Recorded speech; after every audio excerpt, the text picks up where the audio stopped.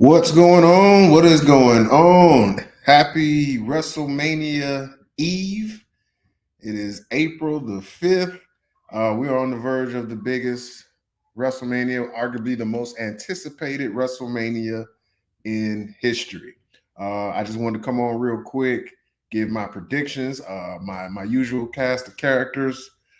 They are busy, so I might catch up with them later in the weekend. One of them, Hovik, he's actually at WrestleMania. He's in Philadelphia right now, so it's just your boy right now coming to give you a little bit of wrestling gospel, if you will.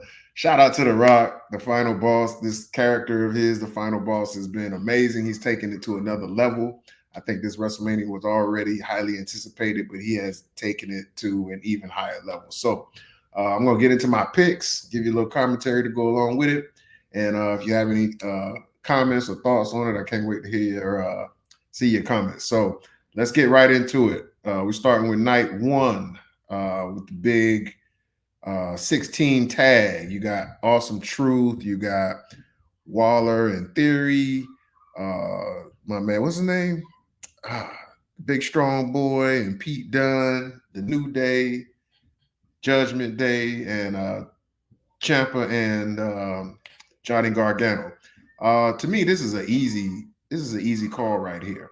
If you've been watching the story, watching the build up, you got to have Awesome Truth pull off one of these belts. Oh, and by the way, they made it known that in order to win, you got to get both title belts off of the ladder match in order to win. So that indicates they're going to split it. So with that being said, one of them, probably the final belt, the Raw belt, will probably go to Awesome Truth.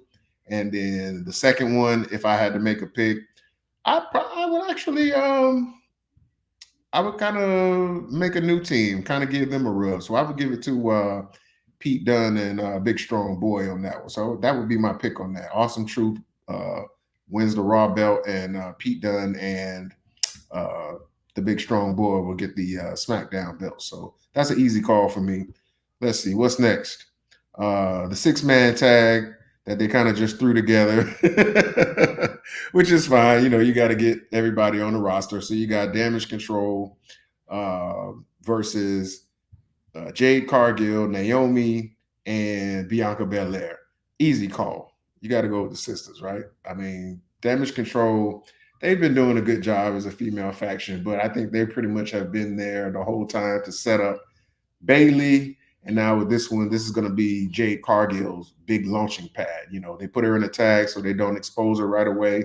I know she's very green, so you don't want to put her in a one-on-one situation right now. So they put her in a big tag. So expect a lot of high spots, especially with the Japanese tag team Asuka and I think her name. What's her name? Her name always. Oh, you know what her name is. Kairi Sane. There we go. Slipping my mind for a little bit. Kairi Sane. They're going to do some awesome high spots, and then you're going to get those power spots with Bianca and Jade. So that's going to be good. That's an easy call. Jade, Naomi, and Bianca go over in that one. Next, we have tag team match. Dragon Lee and Rey Mysterio versus Dominic Mysterio and whoever this jabroni is, I forget his name is, but they're kind of trying to build him up. What's his name? Santiago, whatever his name is. I don't know everybody, sorry. But yeah, that's an easy call too. I think since Dom lost last year, I think they're going to pick up the win. Dom's been one of the hottest heels in the business for the past year or so, especially after last year's WrestleMania, which provided one of the best moments when Rey Mysterio took his belt off and whooped his ass in front of everybody. So I think this is kind of a continuation of that story, as well as trying to give the rub to Dragon Lee and Escobar. I know his name. I'm just messing with you. So kind of give them some highlights. They're going to probably do the bulk of the spots because Ray's coming off the injury, but I expect the heels to go over in this one, Dominic and Escobar. Just makes too much sense.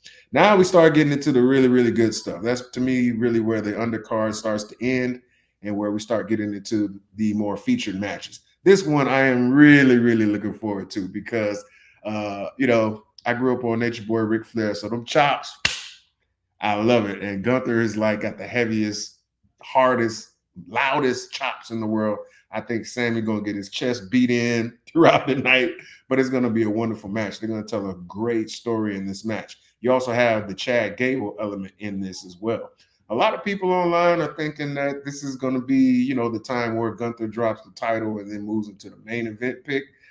I'm not so sure because there's still a lot of stories in the main event scene that have got to play out.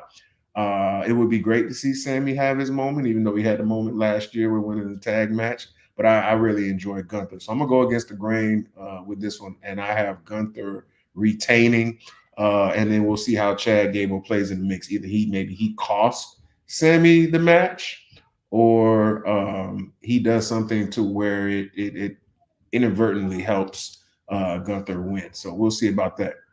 This next one has been my pick all along to steal the show. And when I say steal the show, I'm not necessarily predicting a technical masterpiece, but it's going to pack in a lot of emotion. If I see how they've been booking it, I think it's going to pack a lot of emotion, and that's the brother versus brother, twin versus twin match, Jey Uso versus Jimmy Uso. Anytime you got a family element like that, the reality of it starts to take place, and they've talked about it in the past. This is their dream match, so they're going to throw everything but the kitchen sink into this match. It's going to have a lot of emotion. I think if they make it nice and gritty with some really hard hitting stuff, involve Solo in some sort of way, and if we get an appearance by Rikishi in some way, it's just going to be so emotional. And then of course I would love to see at the end they kind of come back together in some sense. Not that they're joining back to be a tag team, but that they squash it, embrace, because everybody loves the Usos. Everybody knows how good they are. And even if, with Jimmy being the heel, he's doing such a great job, you still love Jimmy for what he does. So it would just be a good moment. But as far as prediction, I think Jay gets his hand raised for the 1, 2, 3, just because of the way he's been positioned on the card. Main event, Jey Uso, I think you got to give him the victory. So that's my call on that. Next, we have Rhea Ripley versus Becky Lynch. Another easy call for me. Rhea. Gotta be Rhea. She's going to be all caked up on Saturday night, looking good, looking sexy. Becky, even though technically she's supposed to be the face in this, she's been acting like a heel. Like, she's been criticizing Rhea for how she presents herself. She criticized her for doing the stink face, which went viral. She's been whining and complaining about, what she did to establish, female wrestling. She's really kind of playing the heel role in this. And even though Rhea's supposed to be the heel, everybody loves Rhea. She's been champ about a year now. I don't see that ending anytime soon. Rhea gets her hand raised in the classic. It's going to be a good fight. I do expect that to be a good fight, but Rhea, it's got to be Rhea. All right, the main event of night one, probably the most highly anticipated tag match in WrestleMania history, probably going back to the first WrestleMania tag match. But you will have Seth freaking Rollins and the American Nightmare, Cody Rhodes, versus the final boss, the People's Champ, The Rock, and the Tribal Chief, the WWE Universal Champion. Woo, with a lot of stakes. Obviously, if you're paying attention, or if you haven't, I'll catch you up on it. If Cody and Seth win, then night two main event, which is Cody versus Roman, will be completely free of the bloodline, no interference. But if Rock and Roman win, it's bloodline rules. Anything goes, and the bloodline can basically do whatever they want. The smart money is on Rock and Roman to win, because now you'll have an opportunity for a bunch of chaos, bringing in people who could possibly help Cody on night two. And some people thinking it might be Cena coming. Stone Cold might be coming back. Of course, the Seth Rollins role in that. It might be a situation where it's like the Avengers versus Thanos and them. So a lot of the smart money is on Rock and Roman win. To me, that booking does make a lot of sense. It's kind of hard to go against that. Plus, I don't see them. Who eats the pin if it's Rock and Roman losing? You don't want to do that. You don't want to put a pin on Roman, because that dampers night two. And The Rock ain't coming back to lose in his first match after, 8, 9 years or whatever. So that's an easy call. I have to go with the mainstream on that.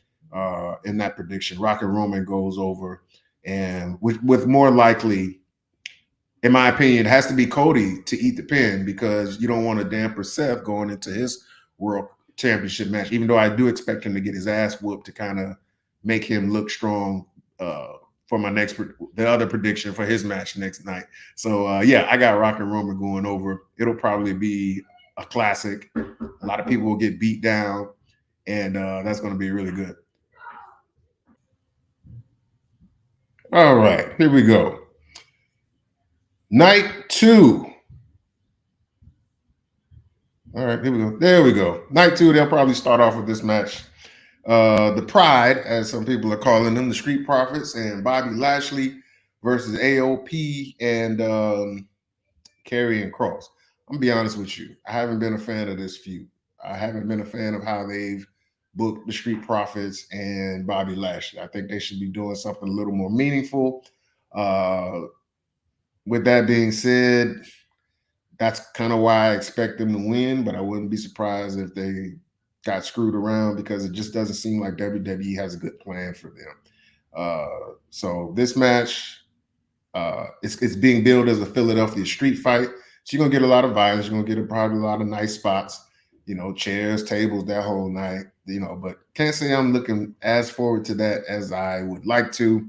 I never really thought much of AOP, but I love the Profits. I love Bobby Lashley. Karrion Kross, I can take him or leave him, but I just don't think they've done enough to kind of make people care about this feud. So I think this is probably going to be like one of those bathroom break type of matches. I don't think I'm starting with this just because to get it out the way, but I don't think this will open. They usually have a bigger match to open up night two, but just in case it is, get it out the way. Bobby and the Profits going over on that one. All right, a lot of championship matches on this night. So the first one we got Io Sky and Bailey. And again, this is an easy call. You got to go with Bailey. In my opinion, the whole damage control storyline was made to set her up to have her WrestleMania moment and win the championship. Io Sky, they ain't really done her no favors, man.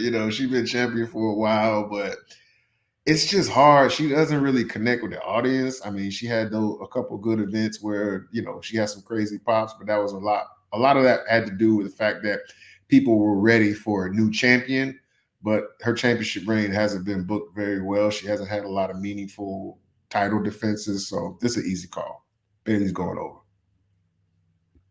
Next, in a big grudge match, LA Knight, I think he's going to get a huge pop in Philly versus the phenomenal AJ Styles. Again, another easy call. They've been building LA Knight. A lot of people have been clamoring for him to get into the title picture. AJ's playing that, the grizzled veteran, probably trying to get the next generation over. That's an easy call. AJ Styles. I'm sorry. LA Knight's going over on that one. Easy call. Next, the U.S. title match. This one could go either way. I could see this going a lot of different ways. But you got Kevin Owens and Randy Orton versus Logan Paul. Really clever build to this one. Has been pretty entertaining. The brass knucks with Logan Paul. You had the Caz when Kevin Owens was using the Caz, and then Randy Orton coming off of the Elimination Chamber, and the chemistry that he seems to have with Kevin Owens has been very entertaining. I think this is going to be a highly entertaining, scene-stealing type of match. So this one's a little harder to call because I can see them going either way. You know what I mean? Randy's an OG. Everybody would love to see Randy have another title reign. Kevin's an OG. Same thing. Very, very popular. And then, of course, you got Logan Paul, who has a huge audience. I understand why WWE put the title on him. So this one is, for me, is a toss-up. If I was booking, I would go ahead and keep the title on Logan Paul. If not for anything, but you're going to give LA Knight something to shoot for now, because I don't see LA Knight winning a world title anytime soon, but they do need to get some gold on him, and it would be a great matchup, and a lot of people would like to see him knock off Logan Paul. So that's why I'm going to choose Logan Paul to go over, obviously with some hijinks and everything, probably use the brass knucks again, but that's my call.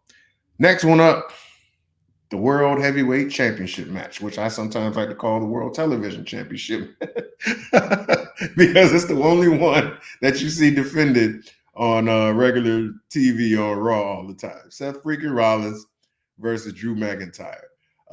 Man, if you've been watching Drew lately, Drew been cooking since they kind of let him adopt this more tweener, heelish type of character. He been cooking. I mean, on Twitter he's cooking, on the mic he's cooking, and of course he's always had banger matches. So I expect another classic from him and Seth because they always tear it down. But this one's a pretty easy call as well. Drew's got to go over. Drew has to go over. We've had about a year of Seth being champ. And there's more story to tell and more meat on the bone with Drew as a champion and Seth possibly on the chase, trying to get it back. And then CM Punk coming back from his injury, that three-way sort of triangle. I think there's more meat on the bone with Drew as champion. So that's an easy call. Last but not least, man, how do you book this match? The Tribal Chief, WWE Universal Champion Roman Reigns versus the American Nightmare Cody Rhodes for the second time at WrestleMania. Smart money, a lot of people say, is on Cody Rhodes because of the whole Cody crybabies, the hashtag we want Cody, the whole finish the storyline, right? Which makes it seem like it should be an easy call. And in some ways it might. But then on the other hand, man, Roman's a cash cow. Without even having to be there every week or even every month, Roman has meant to this era everything. I mean, he said it himself last year at WrestleMania. They've had back-to-back consecutive billion-dollar years, and now they just signed the Netflix deal with for $5 billion with Roman as a champ.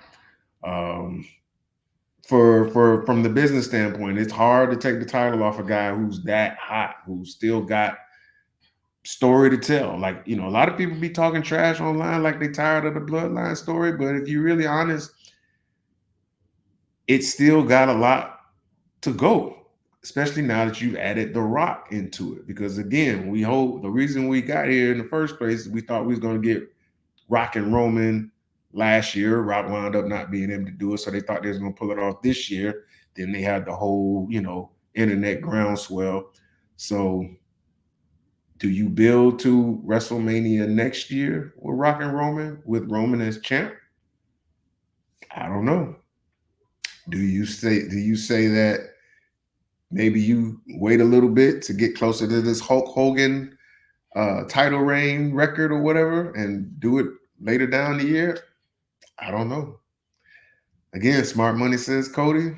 Me personally, if I was booking, I would kind of cut the throat a little bit and piss some people off a little bit and have Roman retain. But I don't think WWE is in the mood to do that right now. I think WWE wants to send the fans home happy, and I think a lot of people are going to be wanting to see Cody win.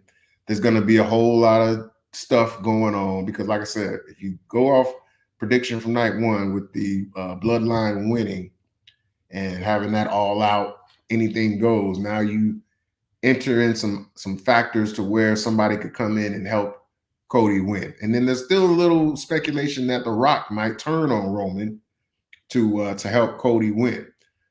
I'm not so sure about that. The way it's going, as good as The Rock's been as a heel, I would see, like, I could see him turning on Roman, but not in the way that leaves him as the hero. I could see him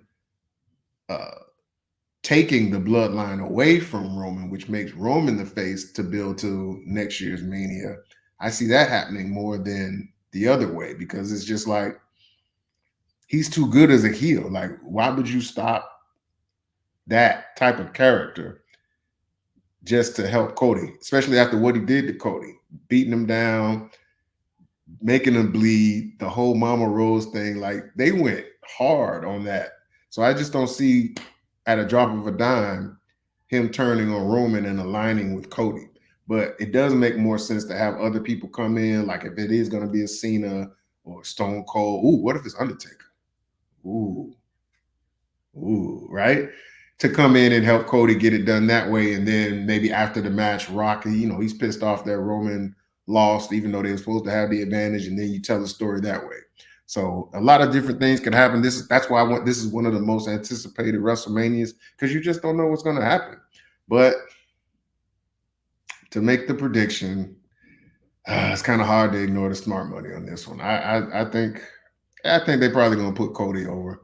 I don't think he's going to have a long reign, uh, like nowhere near Roman. Obviously, I don't think it would be even like a year. I think you get it done, you let him have it, and probably put it on either Rock or Roman at SummerSlam. But just give Cody a nice, decent little title reign, 4 or 5 months, just to appease the fans, so you don't have all this "we want Cody" cry baby crap going on. Get it out the way and go ahead and do it. So that's my prediction. Even though I would love to see the Tribal Chief keep it going, I predict Cody will go over on night 2. So those are my picks. Comment if you agree. Tell me if I'm full of shit. Tell me if I'm spot on. Tell me which match you're most looking forward to. I'm looking forward to the main events, but I think beyond that, the other 2 matches I'm most looking forward to: Jimmy and Jay, possible show stealer, and what's the other one? Gunther and Sammy. So happy WrestleMania weekend. Enjoy yourself. Eat some good food. I think since it's in Philly, I'm probably have me a couple cheesesteaks and have a good time, man. Y'all take it easy.